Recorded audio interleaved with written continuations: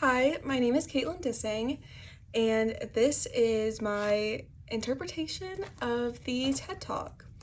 So, my perception of her in the beginning was that she did seem a little bit nervous in the beginning. I noticed that she was kind of playing with her hands and playing with her clothes a little bit.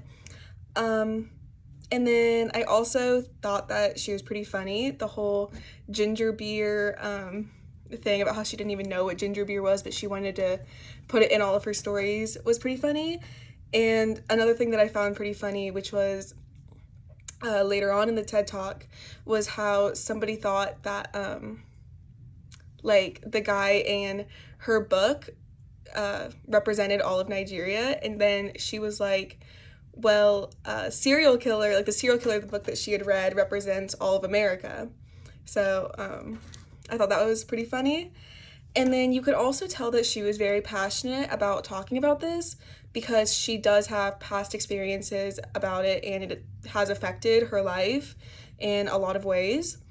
And then I also thought she was really intelligent in the way that not only like intellectually, but she's a person that can admit her mistakes. Like whenever she was talking about how when she went to Mexico and she had this single story of Mexicans and she was like, I admit that I was wrong. I think that makes you intelligent. And I could also tell that she was really ambitious. And these kind of stayed my perceptions throughout the entire TED Talk, except for the nervous one. I saw her gain more confidence as it went on.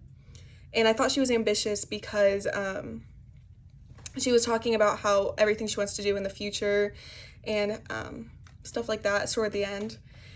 And then the next question is, how does a single story cause intercultural misunderstandings? And I think that the simple answer to that is that it creates stereotypes. It limits our thinking of one group of people as just one thing, which, as we know, is not the case. And she also said something really interesting that really stuck with me. And she said that a single story emphasizes how we're different instead of similar. And I've never thought about it that way, but that's really true. Stereotypes, they normally come because it's something different than us, and it emphasizes that we're not the same, we're different. There's no way we can ever be similar because the stereotype is so different. So I thought that was interesting. And then an instance whenever I stereotyped or used a single story, the first thought that came to mind was back in the second grade. We had this thing called Around the World Day. So each teacher like set up their classrooms like a certain country. And one of the classrooms that we went to was Egypt. And, I had always pictured Egypt. There was nothing there. It's all desert, like the pyramids, but that's it. And I remember she put a picture up of Egypt and it was like a city. And I raised my hand and I was like, that's not Egypt. Like, that's a city. Like, that can't be Egypt. Like, there's nothing in Egypt. And then she explained to us, that that's not all they are and that there's more to it. And so that was a really good learning experience for me to figure that out, especially at such a young age. And then I also feel like I somewhat do stereotype Africa in that way because I've never been there. I don't really know anybody that has ever been there. So that kind of was my, what I thought of Africa. I thought poverty, stuff like that. But now it's making me question and realize that I'm wrong about that and that there are a lot of different stories in Africa, not just that there's poverty. And then the next question is, what cultural factors have the greatest influence on your relationships? 1,000%, I think it's my family and my friends.